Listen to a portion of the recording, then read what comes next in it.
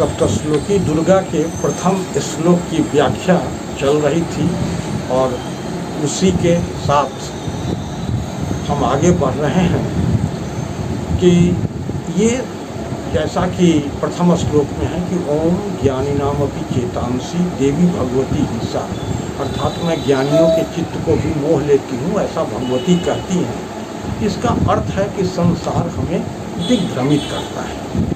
तो इस भ्रम से हम जो संसार की जो माया है इसको हम कैसे सही रूप में सामना करें और इसके माया के प्रभाव में नहीं आत्मा के प्रकाश में हम चलें, इसका क्या उपचार है। तो प्रभु श्री रामकृष्ण कहते हैं कि कंचन और कामनी ये जो दो माया है जो हमको भ्रमित कर सकती है।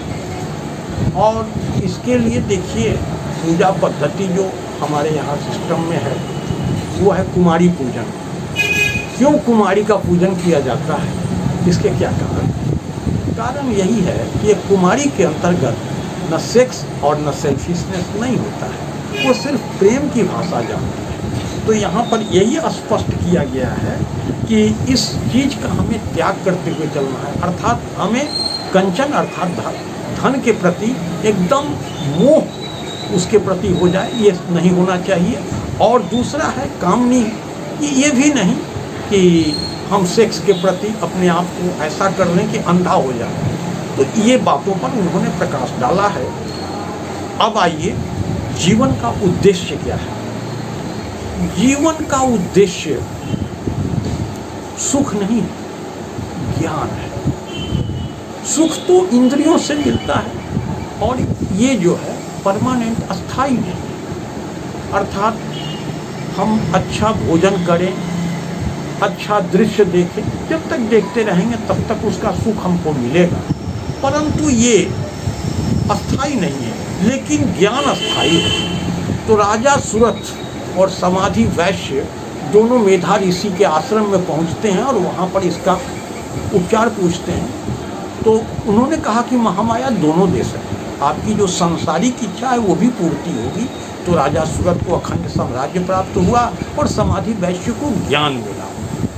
तीसरी चीज़ है कि ये जीवन परमात्मा का उपहार है और ये हमें परमात्मा का प्रसाद है। विवेकानंद कहते हैं we come in this world to make ourself strong. हम अपने को यहाँ मजबूत अर्थात आत्मा की ओर उन्मुख अर्थात आत्मोन्नति के लिए हम यहाँ आते हैं।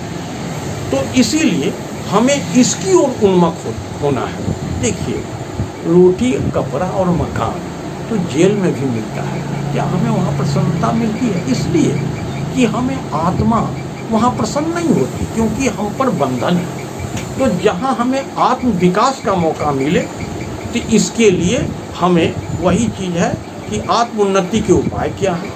तो उसमें कहा कि जगदम्बा पदम स्मर्तु संकटम न कदाचनम, जगदम्बा के चरणों की उपासना, अर्थात हमें भगवती दुर्गा का ध्यान करना चाहिए, उनकी उपासना करना चाहिए। तो इसमें दो चीज़ें, जाप और पाठ। तो जाप मंत्रों का होगा, पाठ तो यहाँ पे मैं सप्तश्लोकी दुर्गा की बात कर रहा हूँ। तो सप्तश्लोकी का आप पाठ कुछ ही मिनटों में कर सकते हैं और इसमें जो है ये एक दिव्य कर्म है, उपासना। अब जैसे 5 बार नमाज पढ़ने का विधान है, अष्टकालीन आरती का विधान है, इस ऐसा क्यों? तो भाव दृढ़ होता है, जो चीज़ हमें सामने मिली हुई है उसको हृदय में उतार देना है, यही हमारा पूजा का अर्थ है। अर्थात हमें स्वयं को दृढ़ करने के लिए जाप और पाठ के अंतर्गत रुचि लेनी होगी। इससे क्या होगा कि हमारा अंतरतम मजबूत होगा, हमें साधना के साथ साथ जो अंतर आत्मा की सुगंध हमें मिलेगी, जिससे हम भी प्रसन्न रहेंगे और जिसको ये सुगंध बांटा जाएगा वो भी प्रसन्न होगा। तो ऐसा ही जीवन जीना चाहिए, लिव एंड लेट।